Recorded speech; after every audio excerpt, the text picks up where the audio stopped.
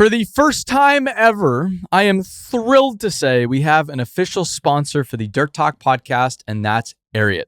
I've worn Ariat boots on every job site I've visited over the years, traveling in them across 5 continents. More importantly, I have yet to find a single project where working folks, unlike me, are not wearing Ariat boots and workwear in every condition imaginable. And there's really good reason for that, and that's because it's phenomenal stuff. And the more I've learned about Ariat and the company, the more I've loved their brand. So with this, Ariat is offering any Dirt Talk listener 10% off their next Ariat order at ariat.com/dirttalk. That's 10% off boots, jeans, and workwear at ariat.com/dirttalk or at the link in this episode's description. With that, let's get to the show. So, how old are you? I'm 18. You're 18? Yeah. Shit, I didn't know you were that young. I thought you were like early 20. I thought you'd at least drink a beer in the United States. Nope. So, how did all of this come up then? Because people, I get oftentimes, wow, you're so young. I'm 29. I'm going on 30 next year, which is pretty cool. I think that's exciting. Still can't grow facial hair, so I look like I'm still 13. And people ask, how old are you all the time? And so I'm sure you get it all the time. And I knew you were young. I didn't know you're that young. So how do you start a company when you're, I guess, in your teen years? Yeah. I mean, I think, I always tinkered around with stuff, for a while. So did some, my dog was famous on Instagram. I kind of built up his following to 30,000 followers. And so famous on what? Instagram. On Instagram. Okay. Yeah. And so I did some stuff there, launched an e-commerce business. But I think I tinkered around a lot. And then when I was 14, one day I was like, I want to do a tech company. I want to do something in tech. And so I went to my attic and started whiteboarding ideas. So. Okay. And what were some of the original ideas? There's a bunch of stuff. There was I think what I settled on was renting out tools, like Airbnb for tools. And that was our first concept. But there is a bunch of stuff. I mean, it was, kind of Airbnb. And then I basically kind of tried to make a copy of that. And I was like, all right, we're going to do for stuff. And it worked for a bit. I launched that when I was 14. We grew that in 6 months to a couple 100,000 tools and thousands of people across Canada using it. But realized, hey, we got to go focus on helping businesses and not just kind of people renting out stuff. So that was the original business, was Airbnb for tools. Yeah. What kind of tools? We had everything from, hammers to power drills. It was pretty small scale stuff. It was what you'd find in your typical hardware store, because that's who we were going to and saying, hey, you want to make some more money, list your stuff on Frenter, and we have thousands of people that want to rent things. And you can make some more revenue doing that. Really? So how do you figure this stuff out? I mean, how do you, okay, cool. An idea is one thing. Well, good for you. Airbnb for tools. That probably, and no offense, but probably not the most novel idea. But how do you actually figure out how to do it? Yeah. So that was the part where it was okay, I had this idea. I spent about a year just tinkering away on it. And it's funny because I get a lot of friends now that are like, hey, you got to start right away. But it took me a long time of whiteboarding and business planning. And I wrote a bunch of kind of strategy for what I wanted to do. And then built out the first version myself. I taught myself how to code. I still don't really know how to code, but I learned for then. And, but how do you even figure out the strategy? I guess I did a lot of research. I had my parents are, my mom's a politician. They're both lawyers by trade, but they were pretty helpful and hey, here's kind of somewhat a whiteboard on. And even if they didn't know, I think I had pretty good sounding boards of can I just pitch you for hours and just nonstop talk about this cool idea I have? And they're like, sure. And so I think that was pretty helpful just to have sounding boards that would listen to me. Yeah, I'm sorry to hear that. Your parents are lawyers. My father's a lawyer, so I grew up in a lawyer household as well. My mother's a paralegal, so I think it was a great way to grow up because I appreciate that part of the world. It's a necessary part of business, that's for sure, and life. And so you really just figure this out, and you're in school at this point, obviously. So it's like you're doing basic algebra during the day, practicing your colors in high school. And then on the side, you're figuring out how to code an app. Is that how you're doing it? Like just get me home so that I can go work on what I really want to work on? Yeah, yeah, exactly. And it was the same with other stuff. I mean, I think I caught on to like whether it was like science fair, which I did in like grade nine and kind of the same times like time frame. It's like all these little projects were what I was super focused on, and whether it was like math class or whatever it is, any other class that had nothing to do with the science fair, I'd go work on that. So it was kind of the same thing. Whenever I had a project that I really liked, I was just like, all right, I don't care about anything else at that point. So Yeah. Yeah. That's school. I thought I had a miserable time in school because it's just so much nonsense. And especially college was a real tough thing because I've kind of figured out things after high school when I fell into construction right after high school. And so all I wanted to do was just go back out and work in the field. But then you had classes you had to figure out and you had to go past those classes to do the other stuff. But it was just miserable because you don't want to be there. You're not excited about it. You just want to get to whatever you're stoked on. yeah. So you build the first version of the app yourself. And then how do you go get customers? Yeah, so that part was it was easier on the consumer side of things for sure. I mean, it was really COVID. So to kind of explain what it was, like it was 2021 at this point, and COVID had kind of just I think was the pandemic had happened in Canada. People were shut down, but then they started to let people, go back outside again. And so I was like, all right, well, let me do some ads on that. So I posted a lot of ads that were like, take back summer, actually do something, go like rent bikes, go, do something outdoors. And those exploded. They got, tens of thousands of impressions in my small city, and kind of very quickly went from, 100 kind of people maybe using it to like thousands in like the span of a week. And so that's where it really picked up. And then from there, just kind of continued to snowball. Yeah, because I guess from a timing standpoint, pretty good timing because, yeah, people started to get let out of their houses or they were stuck in their houses and looking around at their shit kitchen thinking, maybe I should tear the cabinets out. Maybe I could become, maybe I can do these cabinets myself. And then the home improvement market just exploded over the past few years. It's crazy.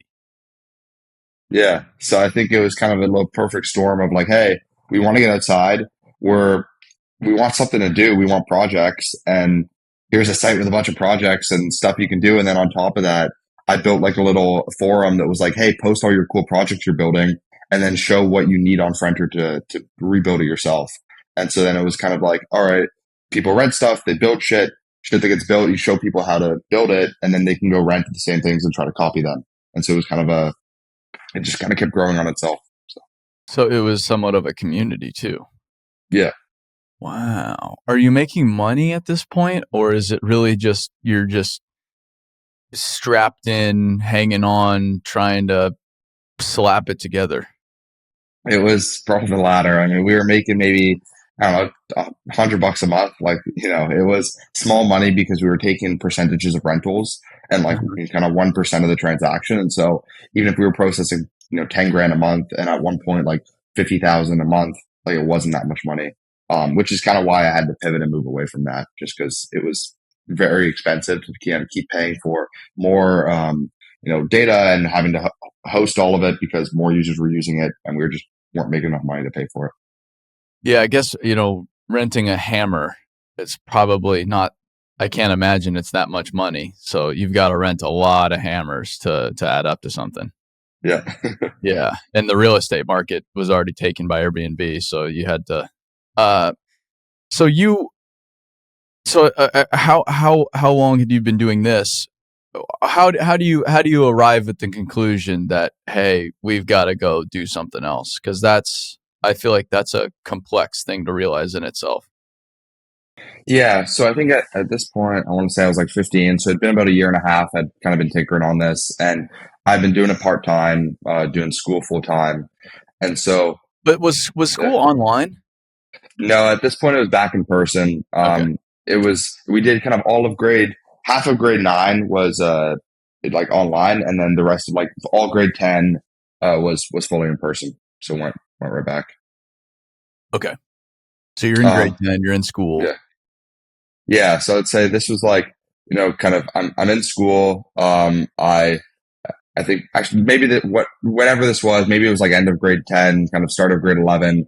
I was trying to figure stuff out, and I was like, all right, cool. This is, it's working. It's not really working. And we're kind of, what are other ideas we can play around with? So, yeah, it was basically, all right. Can rental companies create an e-commerce platform, website, inventory management, all that kind of stuff? And was starting to build that out. And at this point, I'm running out of money, and I'm like, I need to raise some money, got to go, talk to some investors. And so I just kind of called famous people in my town that, I knew were successful entrepreneurs to learn from them, to get some money from them. And I ended up calling someone named John Risley, who founded kind of the largest shellfish company in North America called Clearwater, and pitched him. And he was like, hey, I hate this marketplace idea. It's terrible. But I really like the idea of building websites and kind of e-commerce for rental companies. So I'll give you 50 grand if you go and you build this. And I don't really care about the other thing. And that kind of, very direct feedback for me was like, all right, this is someone who's going to give me real money to work on something. And I think it's a better idea. So I might as well kind of go all in. And then at that point, I took that money, I dropped out of high school and kind of went and worked on this full time. And yeah. So how do you find these rich guys? I had kind of, it's a pretty small community, Halifax. We're about 400,000 people in the city. There's Risley Hall, and like a bunch, like a lot of the famous people have stuff named after them. So there's like Fountain Academy, which is like the, private school in the city. There's like, the Fountain, like theaters and things like that, like, and kind of named after successful people. And so it's not that hard, especially kind of who, and I kind of basically, I had met John through kind of a friend of mine, and who was his stepson, and I knew him and met him a long time ago. And then so a couple years later, I was just like, all right, I wonder if he'll respond to my email, and shot him an email. So, yeah, I've done a lot of that too. Plenty. I was doing that while I was in school, high school and college. It's amazing who you can access without any real even without any real connections. People are wildly accessible. You just gotta send them an email and ask, or you just gotta call them and ask. And most of the time, when I would ask somebody who was very successful if I could meet them for an hour and just talk to them about their lives, almost every single one of them said yes. And I just don't think people understand the world works like that. You got to ask for it. But if you ask for it, the odds of them saying no are quite low, especially when you're a kid, because they're just looking to, everybody wants to pass along what they know. And so as a kid, like you probably did do the same thing. You just have to like ask one question and then just shut the fuck up and listen and just let these guys talk. And it is awesome because all you do is just sit there for an hour and just listen. And it's just like, whoa, this is crazy. This guy knows so much. I don't even have to do anything. I just have to sit in this chair and listen.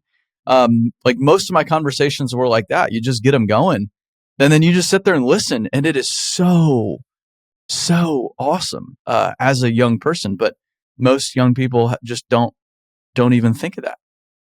Yeah. Yeah. It's funny. It's like one of those things where, you can kind of, people are accessible. And I think it gets weird now just because there's so much kind of also crap that you get in your inbox. And like, I hate the spam on LinkedIn and all that type of places. But I think that if you can cut through the noise of just being like, hey, it's super simple. You're not writing essays to these guys, but you're pretty succinct with it. And you're like, this is what I want. Yeah. People, like you said, people are pretty responsive to it. So yeah. I wrote one of those emails yesterday. I'm like, I'm going to be in this area. I want to meet this guy. Hey, can I talk with you for an hour? I just want to hear how the hell you've done this.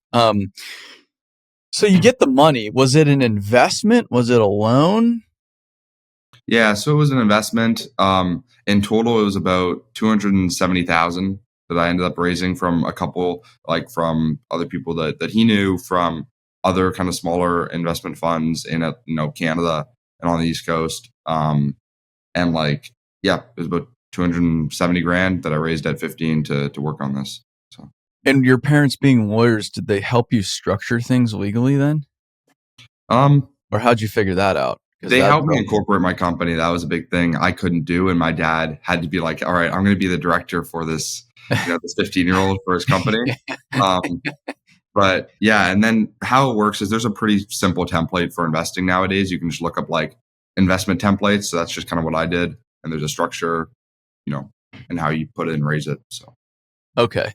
So then you get a little capital behind you. At the up until then, was it like looking under the couch cushion for whatever money you could wrangle up? It was pretty bare bones before that, I take it. Yeah. So it was like my marketing budget was a couple $100. It was Christmas money. It was got a couple $100 in loans for my parents. I was like, all right, can you loan me this money? Luckily, no interest. It was just like, all right, pay us back when you start to make money. And so would kind of spend it, try to make some money back, spend some more. But yeah, it was pretty lean. It was a 1-person team at that point, me kind of doing everything. So yeah.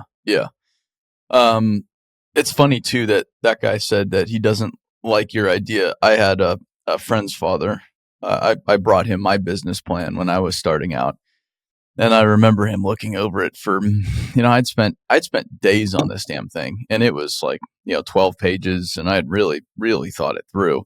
And he looks at it for maybe 2 minutes, 3 minutes, and then just looks up at me. He's like, "This is the dumbest fucking thing I've ever seen." I'm just like, oh, cool. Yeah, right on, man. That's just what I needed. That's just what I wanted to hear. That's why I was here. I didn't want validation at all. I needed you to just shit on my idea, but it was good. I think you need that sometimes. You need people like that just to say, this is, and it's a balance, because sometimes people can't see what you see. Oftentimes people can't see what you see. And so you can't take all of that criticism at face value, but sometimes it is very valuable for somebody to just tell you, this is stupid.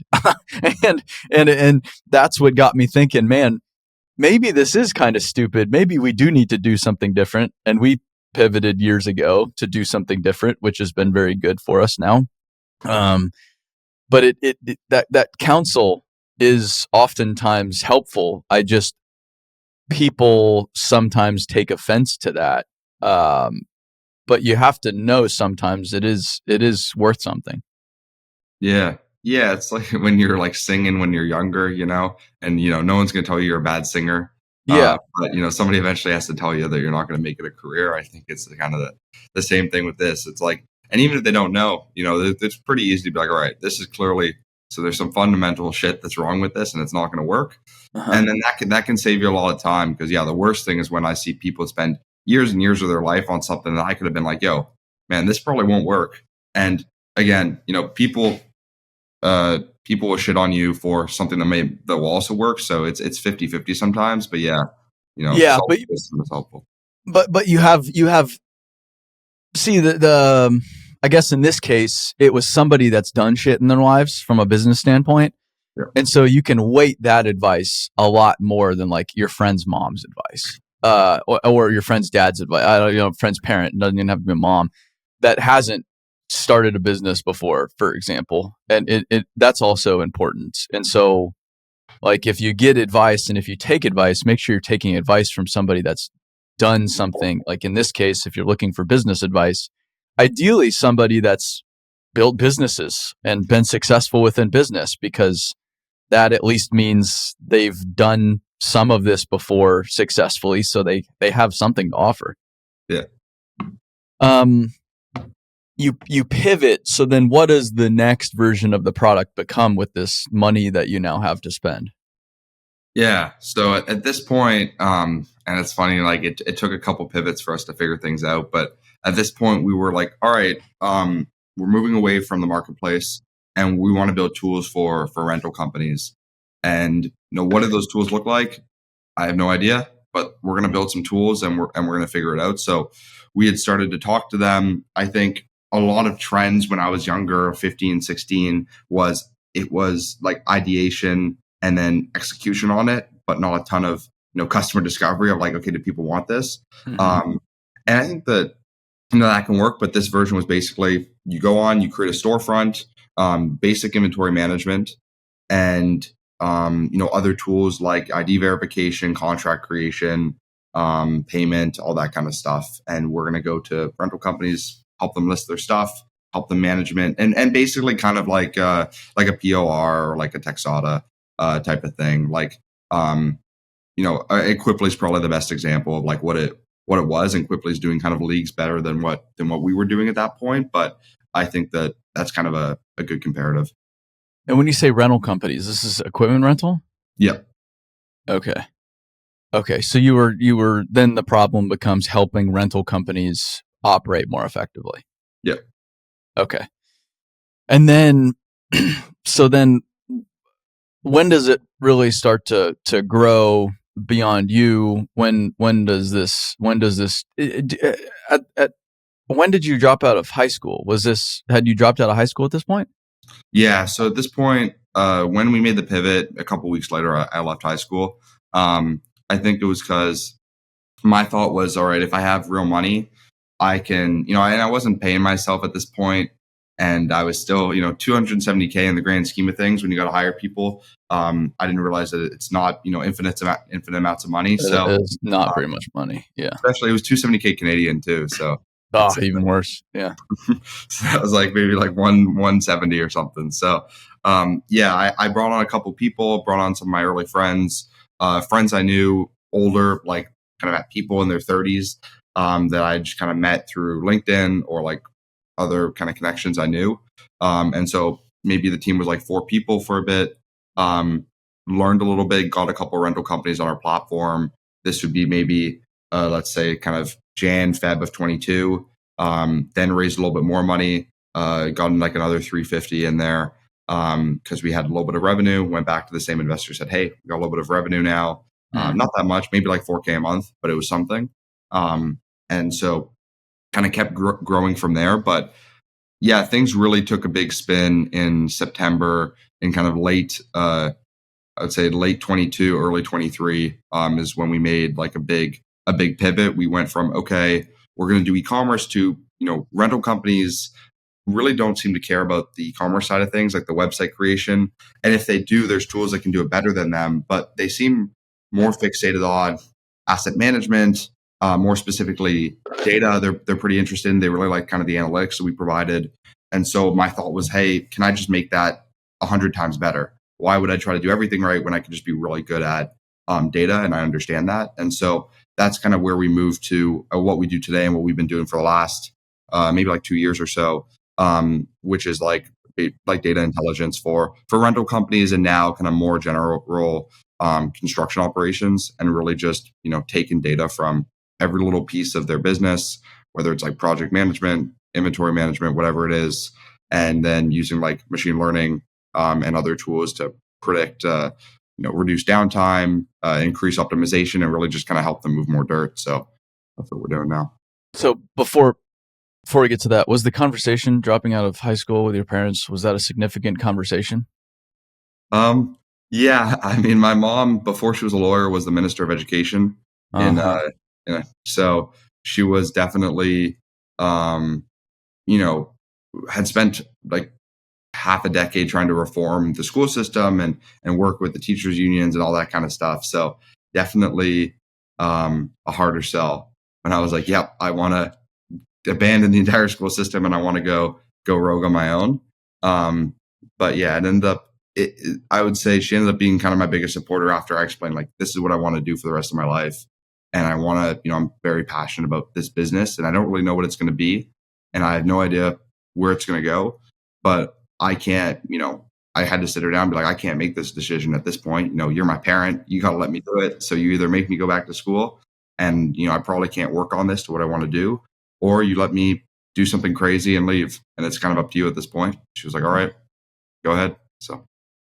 Well, I mean, credit to your parents, because the easy decision there would have been, beat it, kid. Go back to school. Go back to class. Like, like everybody else. And so for them to just say, yeah, you can do this, sure, have at it. That's pretty cool, because most people would not have an opportunity like that at all. I had an opportunity to just I had parents that didn't tell me what to do, which was awesome. And I've realized that's not the typical state of affairs with people. Most of the time, kids are getting herded one way or another into a certain career or direction, whether they know it or not, and whether it's blatant or not.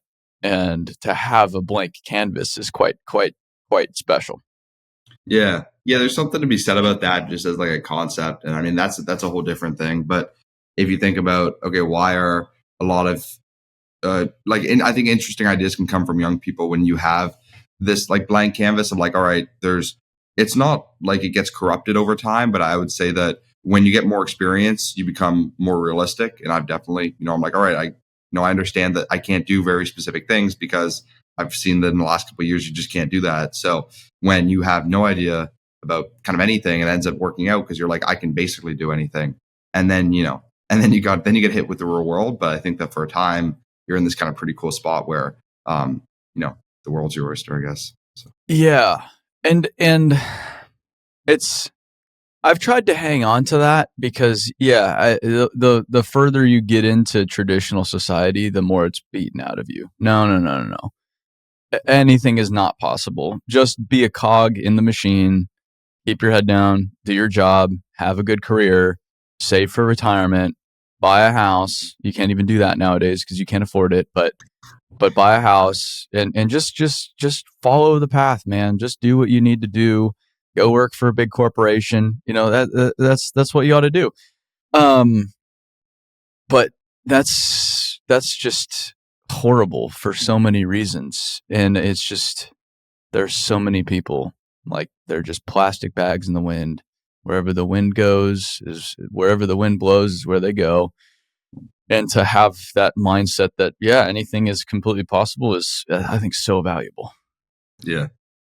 Yeah, for sure. And I mean, that's a whole different discussion if we want to talk about our education system and, the emphasis on like getting degrees and I mean, especially like tech and things like that, where, we're forcing people into careers there's way less opportunity. And I mean, we can have a whole conversation about like why, specific, I think education should be reformed to be very much like you learn a skill, you learn a trade, you learn something, and then you can go work on it versus we spend 4 years on like a French degree and it's the same amount of time to get like a bachelor's in like physics. And you're like, man, that doesn't make any sense. Well, I was naive getting into college and I thought every college degree was hard. Because that's how people in college, they make it seem really hard. I was in engineering school, which is, that's a harder one, among the hardest degree paths you can choose, because engineering is interesting. Even if I want to go be a lawyer, undergraduate's a cakewalk. And then you do the real heavy duty stuff in law school or medical schools, kind of same thing, or even becoming a CPA. Then you go get your master's, and that's when you're really button down, getting what you need to get done. With engineering, you do it in the 4 years that you're there. And there were so many other kids out there. They were doing communications, fine arts, but most everybody's doing business. And it was day and night, just day and night difference. There was nothing similar about it. And they would make you think that they were over there grinding, but it was like I would take an occasional business class, and it was kind of like, ABCs. You just, as long as you're there and not completely hungover, mildly present, like mildly, you're gonna be completely fine. And I'm grateful I got a degree worth something, but most of them are not like that nowadays. And as a business owner hiring people, I could care less. I couldn't. I always mix this up. Is it I couldn't care less?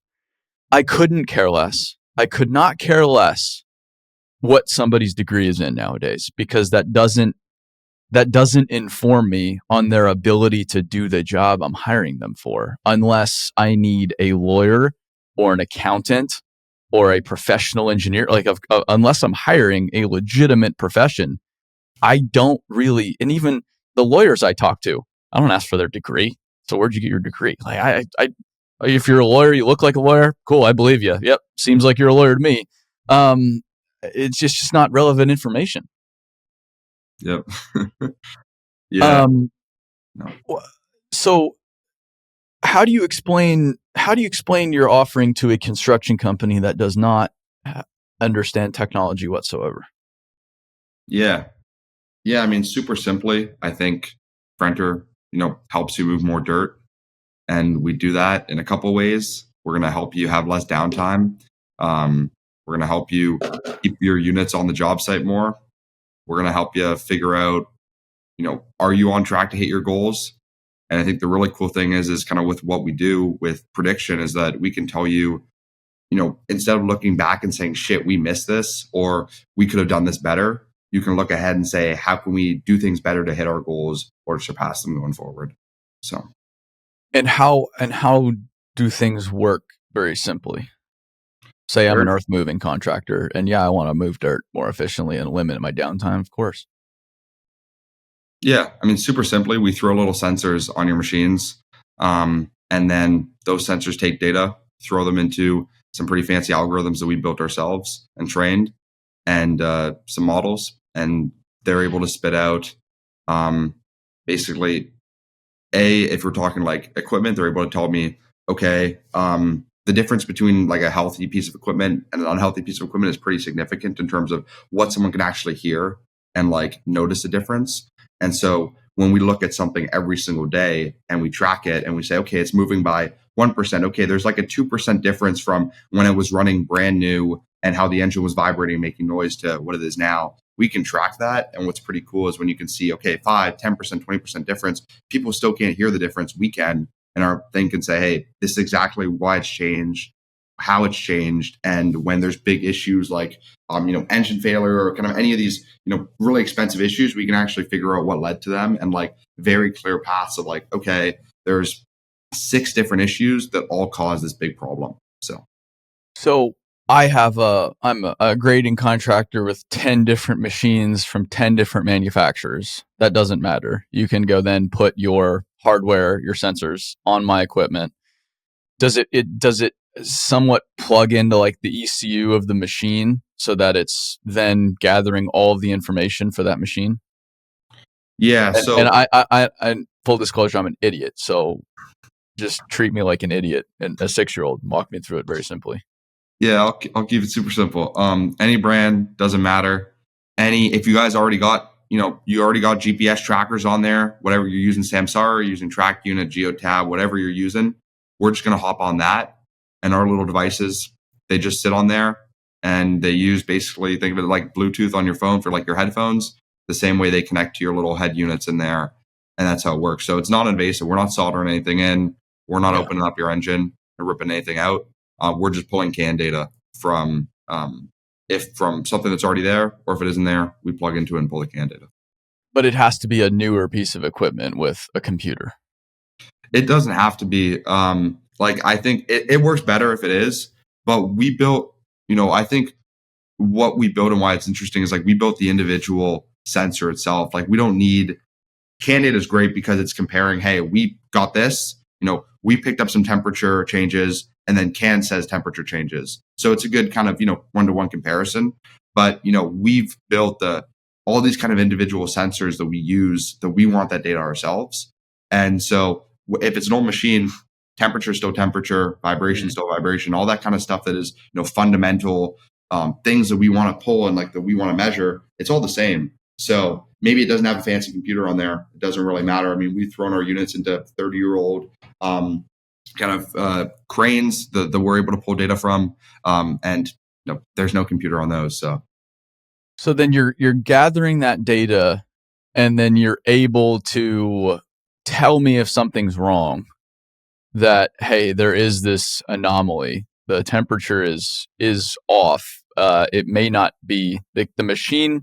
the operator may not be noticing this right now, but we've certainly noticed a change, and you've probably ought to look into this. And so you're trying to spot potential catastrophic failures that will lead to significant downtime before they happen, so that they can be fixed quickly and that machine can get back to working, right?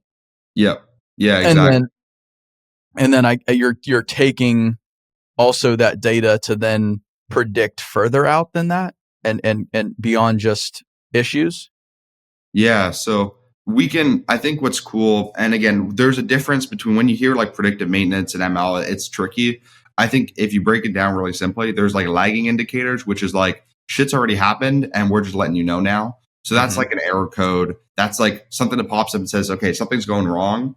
And I can read that and I can go send you an email and say, hey, something went wrong, but I don't know until something actually goes wrong.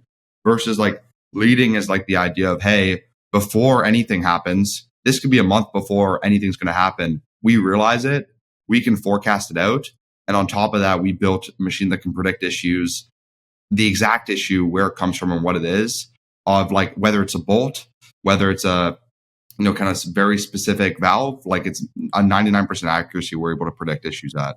So then, and with this information, you're trying to also inform them on how and why it failed, so that you can prevent that failure again or in similar equipment within that operation. Yep. Okay. And this is where I think this is one of the biggest differences between construction and mining. Construction, from an equipment standpoint, is very reactive. It broke. It has an error code. Fix it, please. We need it yesterday. We need it right now. And the foreman's watching the technician fixing it. God help them. Mining, it's mostly a good mining operation is mostly built on a preventative maintenance schedule and built on data. And so they're rotating their equipment through the shop nonstop because they don't want stuff to fail. They want to be replacing things, catching things before anything fails, because the dollars are so significant. They know that it's just worth investing up front, because the money they save, the money they make with running equipment is far more significant than what they spend on that preventative maintenance. And so I guess in a way you're helping contractors be more proactive rather than reactive, is the simplest way you can put it when it comes to equipment. Yeah. Like a little fix every week versus a massive fix every month. I think that's the goal. And even if it's nothing, and even if we just say, hey, just be aware of this, it just gives people more information.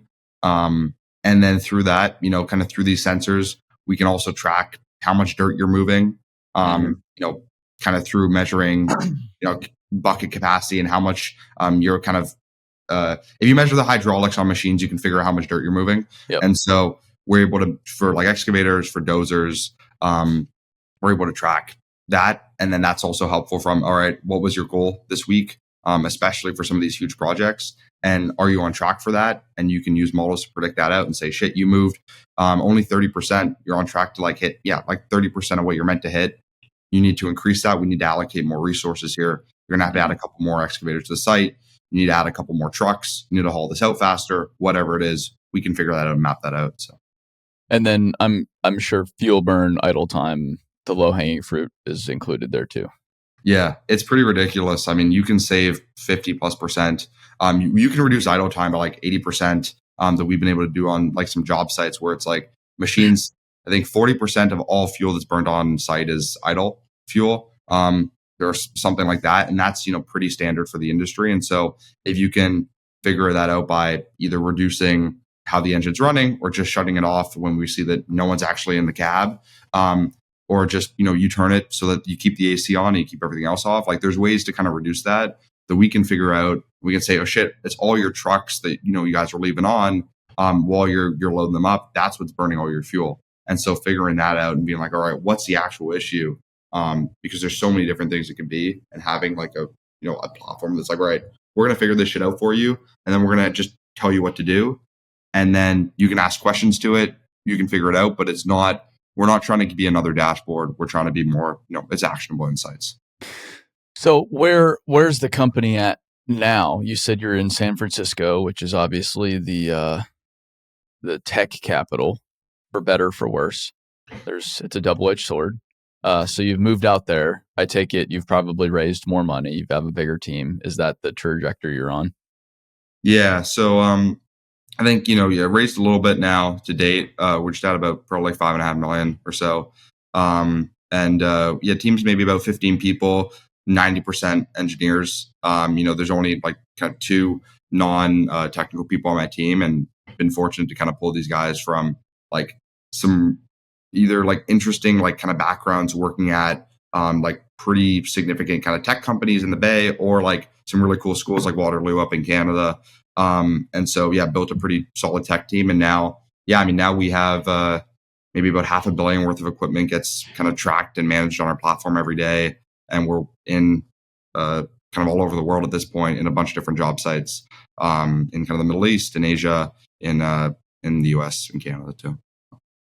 Is it hard to get companies on board with this? It was harder. I think a couple things.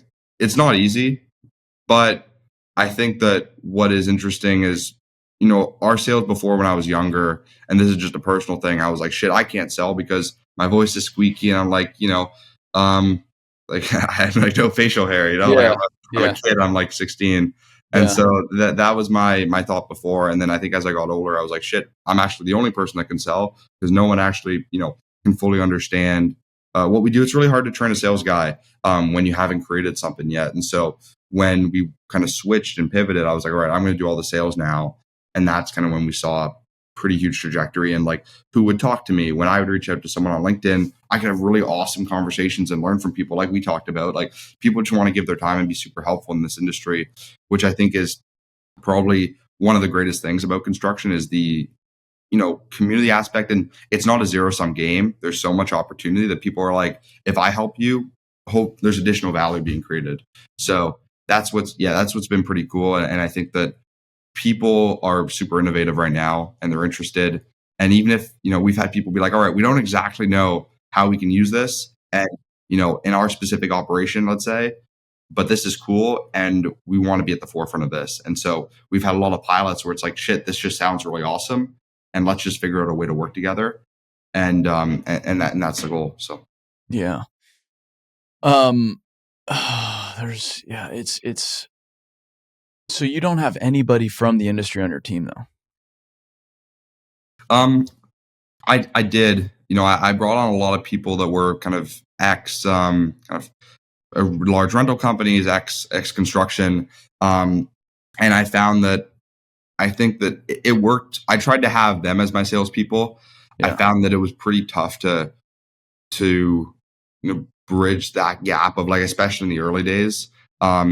But I built a pretty solid network now of like advisors. So I'd say like our advisory network is like dozens of people that are, kind of either CEOs of large rental companies or large kind of GCs. And that's where like all of my knowledge and like that, like the customer advisory kind of panel and advisory of like, hey, you're going to test this, you're using it, here's live feedback. That's what I found super valuable. But I guess no, not directly. So how have the equipment manufacturers, how have your interactions with the manufacturers been, if at all even existent? Actually pretty awesome. And again, and I can't speak for all manufacturers because I haven't talked to all manufacturers, or have been able to, I guess. But for the ones that we're talking to and in conversation, it's been great. I mean, the big vision for this is that construction companies, they don't have to worry about this because all their machines already have this on them. Yeah. And the goal for us is, hey, if we can install into every new machine that gets manufactured, and this tech is already there, it would save these guys a ton of headache. And also it's a cost of them be taken on by the manufacturer. And so I think that there's something there. We're figuring that out. And again, early days on that for us, but I think that that's the big vision, and that's what we're trying to get to. And we're collaborating with some early people to figure that out. So I think, and you maybe have experienced this too, the manufacturers think they can do this on their own. but they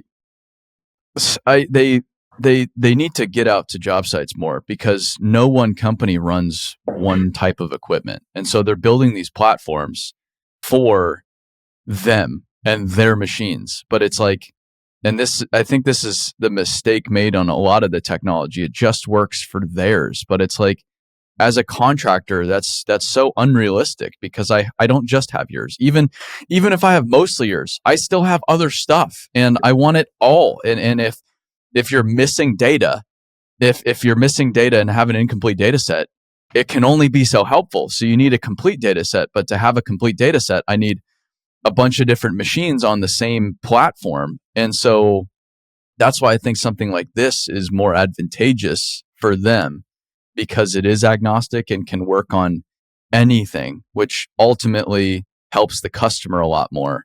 But I do see the manufacturers trying to do this themselves in sometimes a clunky manner. Yeah.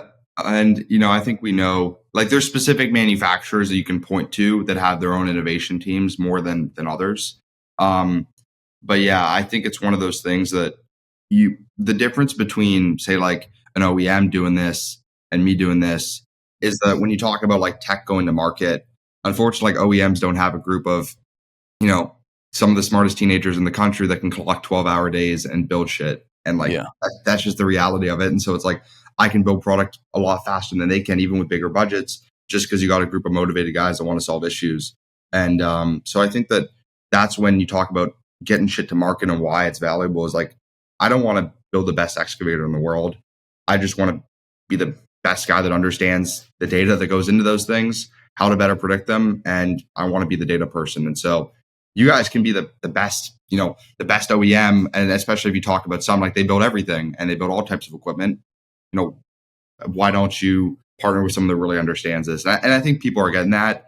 And, we're starting to figure out, like, what does that partnership look like? Is it, investment? Is it purely just, hey, we're going to manufacture together? Or is it like just simply, hey, here's our data, take it, you guys have access to it, and kind of go crazy. So I think that there's different ways people want to work together, and we're just trying to figure that out. So I will say, I have been counseled against investment specifically from manufacturers for that reason. Because of like competitiveness in yeah. Once you take money from one, then now they want your loyalty, essentially. And there's been some manufacturers that have bought technology companies and just murdered them purposefully. Like, and then once you do that, now the cat's out of the bag. And so you pulled that trick once, and so now no one's going to get back in bed with you. Like, no. You pulled the mask off. So I'm staying away from that, man. I don't want to.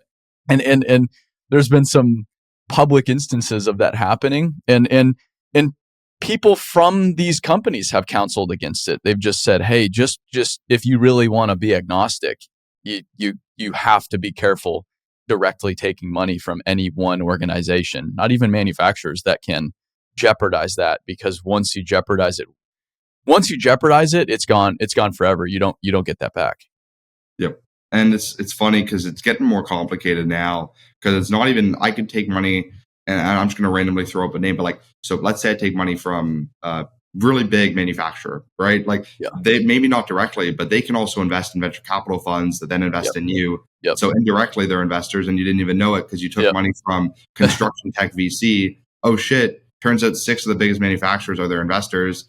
And now you're fucked, And like, again, people can say that's a value add, but at the end of the day, if these guys are writing the checks, they're going to have control over this fund, and this fund, if they have control on your board, that's how it works. So, well, that's the tricky thing about these venture firms too, is they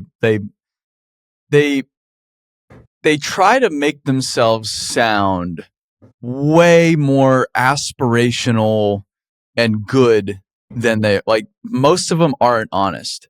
They have all these really big words on their website, pictures of some smiling people. All the websites look almost identical. They're probably made by all the same person even. It's just but they make it like, we're here to make the world better. We're here to change the world. But no, you're here to make money. And so just tell me that. Can we at least be honest with one another? And this is why we've raised money, but we've had every venture firm turn us down because one, we just don't we don't speak their language and play their game, which I understand is valuable. You have to meet people where they are, but it's like, I wish some of them were just more honest to be like, yeah, we're here to make money. And so let's go make some money together instead of like, let's go change the world. It's like, you don't care about changing the world. You're just here to make money. So let's cool. Like, can we just say that, please?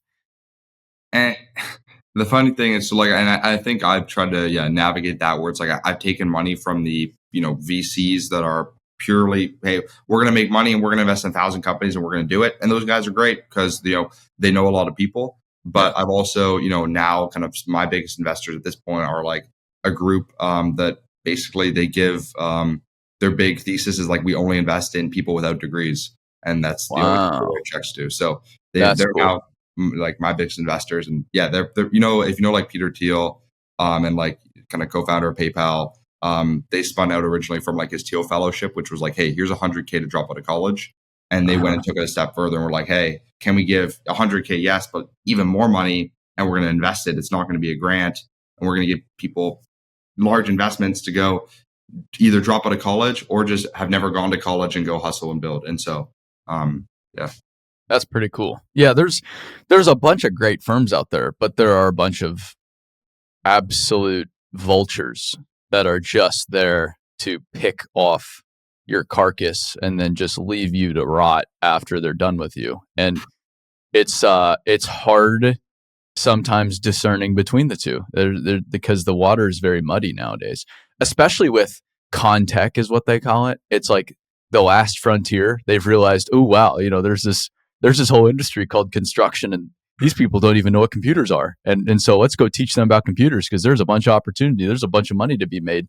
And now that it's like the sexy thing, you've got all these people coming in, but it's like, hey, wait a minute.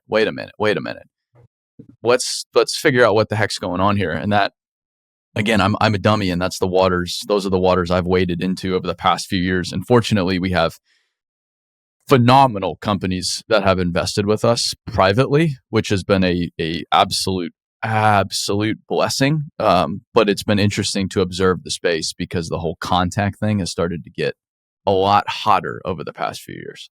Yep. And it's the luxury of like, I think when I was younger, it was anyone who's going to give me money, I'll take it. And again, luckily, really great people gave me money. And then there's some I haven't talked to in years just because it was like, here's a check and we're not going to talk anymore until you guys are $1 billion company. Yeah. But I think now that we've built something, okay, people want it. There's more demand. Cool. I can be a little bit more picky, and I can pick who I want to go into business with and who I want to make money with, and change the world. Yeah, but there's like you said, there are people out there that would rather you go out of business, but at least you tried to build $1 billion company. Then you sell for anything less than that, and that's really tough. I mean, that's we're talking life-changing money for people's teams, them founders. That's like, $20 million you sell your business for. It takes you 5 years to build it. That's awesome. And that's, life-changing money. But people are like, no, you should just go to business at that point and try it again, which is kind of a ridiculous notion of it. But well, and then, but then even more so, there are people that have never built anything. They've never built a business themselves. They've never failed themselves. So it's like you're in a casino and the casino owner's like, tell them to hit again, giving you advice on what to do in blackjack. It's like, wait a minute. You're the one that benefits no matter what the heck happens here. So you don't actually have my interests in mind. And that unicorn thing, it's I think it's in some ways been good, but in some ways been absolutely horrendous for actual innovation and creation.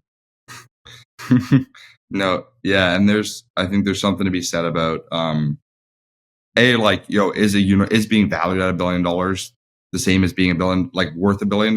I mean, on paper, not at all. Not at all. But no, yeah, exactly. There's are you $1 billion company? No, you can be valued at it, but I don't think you're creating $1 billion in value. There are a lot of companies out there that are worth $1 billion on paper that you're like, shit, these guys are doing a couple $100,000 in revenue, and they're worth, there's lots of really famous cases of big kind of implosions that have happened from that. So yeah. Oh yeah. They're long way. I mean, and I've seen some companies, they're raising nine figures. Well, what is 9 figures? Yeah, $100 million plus. It was still no revenue. Yep. And like no revenue for well foreseeable future. And it's just like, whoa, how do you do that? And some of them do hit, but I do scratch my, and again, I'm just a dummy. I don't understand this world, but there's a lot of that too. Where it's like, what, how does this pencil out? What's their valuation? And they're making no money. How does that work? Like, what is that based on? And we've fallen victim to that too a little bit, but then we've had to come back down to reality, which has been really good for us. It's been a very nice, humbling exercise to actually recognize that we need to build a legitimate business. Yep. Go figure. Yeah. Yeah. It's crazy that we've gotten away from that, but I think trillions of dollars in investor funding in the market kind of can change the landscape and change how people think about stuff. So, well, yeah. And then see, that's the downside of being a naive kid, or at least I'm going to speak for myself here. I can't speak for you, but you just don't know any better. And it's really easy to get swept up in some of that stuff sometimes. Like, ooh, wow, they're taking me to dinner. And what's this? This is the fanciest place I've ever been. And oh my God, they're ordering wine now. And wow, tickets to the sports game. This is amazing. Like it's so easy to get swept up in that. Yep. But then you have to like sober yourself up, like slap yourself in the face. Like, wait. None of this means anything.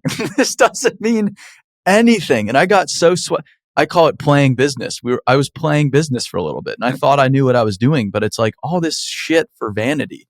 There's no value being created here. And instead of all of this bullshit, we need to get back to just building a phenomenal business that creates a ton of value, because that's how we win future state, solving real problems. But it is, while that seems obvious and is obvious, it's easy to get drunk on some of the other things going. I mean, especially if you're living in San Francisco, it is out of control in that part of the world. That is how the world operates out there. Everybody is swept up in it in some capacity. And so to keep yourself sober in a sense is you probably have to, I don't know if you struggle with this, but I've even not swept up in that world, I've had to remind myself, hey, that actually doesn't matter. That actually doesn't matter. That actually doesn't matter. And it's been really nice to just come back down and recognize I just need to focus on building a great business. Yeah. You can leapfrog off that and go even deeper and be like, the other issue that I've noticed in San Francisco, and other big cities, but mostly San Francisco, is everybody's crushing it. Nobody has issues with their business. Yeah. No problems at all. Yeah. Everybody's doing great. And we all have too much money and we're never going to talk about our problems. And I think that's the biggest issue. It's like you can get swept up in all the bullshit anywhere, but if you come to San Francisco and you have an issue, you can't talk to anybody about it. And I think that's kind of where it's like being able to sit down and be like, okay, shit's not going great and we got to figure it out, versus, every micro interaction I have at conferences, it's like, how are you doing? It's like, doing great. We're doing so good. Awesome. Yeah. But that's also like raising money. You kind of have to play that game to make it seem better than it is, because that's the only way you get the money in a way. And it's not disingenuous. It's just like, you can't tell the investor, well, we're actually kind of fucked right now, but I mean, just give us the check and everything will be like, I promise. Just trust me. Let's just shake hands. Just trust me. I've got it. Like, yep. That also doesn't work. But then it's also the limited interactions I've had with that world too. It's very friendly, but also like everybody's suspicious of one another in a way. Like I remember there's been a few instances where I've talked very openly about our fundraising, because I talk very openly about our business, and that's just the only way I know how to do things. But then I'll ask questions about their whatever, like just to understand, like how have you raised money? Like how does it work? Just trying to learn about this world genuinely. And it's always met with like, well, I can't tell you that. It's like, what am I going to do with that information? Like, how, I mean, okay, like, where's your NDA? Can I sign your NDA so we can have a legitimate conversation so we can help each other out here? It's just like, it's like, what, I guess I don't understand that, but you go into that bubble and you can just feel it's like everybody, it's like a jungle. And so you've got to stay protected because people are out to get you. Yep. And it's, it's weird. Like people like to, I think like shit sticks, and it's a small world too. Like you think it's this huge tech bubble, but it's like everybody knows everybody in this kind of space because there's really not that many people. There's a lot of people working on stuff. There's not that many people actually creating value. I mean, it's kind of the same thing with construction. I mean, everybody knows everybody because I think there's, it's again huge, but it also ends up being a pretty tight knit community. So yeah, I mean it's that's a whole different issue, and that's a culture and how people probably a like a self-esteem problem for companies that don't want to talk about that. I mean that's probably more so what that is than anything. Like people think that what they have is special until it's like, well, okay. I think the way that we innovate here is we all collaborate versus like keeping shit secret because. Working in a silo has never helped anybody. So no. And that's, I mean, I guess, and that's just the world I operate in typically is construction. And yeah, you talk openly and you shake people's hands and it's more traditional business, which I like a lot better than whatever else is out there. The New Yorks, the Chicagos, the San Franciscos. It's just different. And I like the more traditional way of doing things a lot better. Yeah, no, for sure. Well, that's all cool. I don't mean to just sit here and talk shit about San Francisco, even though that is part of my identity. I need to go way out of my way to talk shit about the Bay Area. But that's pretty damn cool. I mean, to be not even able to drink beer yet, you figuring this out, you hiring people, you creating value, solving problems, collecting this data. It's a huge opportunity. Huge opportunity, as you know. I don't need to tell you that. And it's going to be pretty neat to see where you're at in just a few more years because I know this shit moves fast. Yeah, I know for sure. It's exciting. I'll definitely kind of, it's interesting. I'm like, damn, 4 years ago, where was I at? I was chilling in my attic, kind of playing around with some ideas about 4.5 years ago. And yeah, now I'm like, holy shit, things are pretty different. And it's funny, I was like, I'm going to be a real company when I raise X amount of money and have 5 people on my team. Yeah. That wasn't the case. I'm like, I'm going to be a real company when I raise 2 million, 5 million. You never feel like a real company. You always feel just like, like you're working on projects with your buddies. So, even at this stage. So, yeah. Well, keep that as long as possible because I know that once that goes away, things get a lot less fun.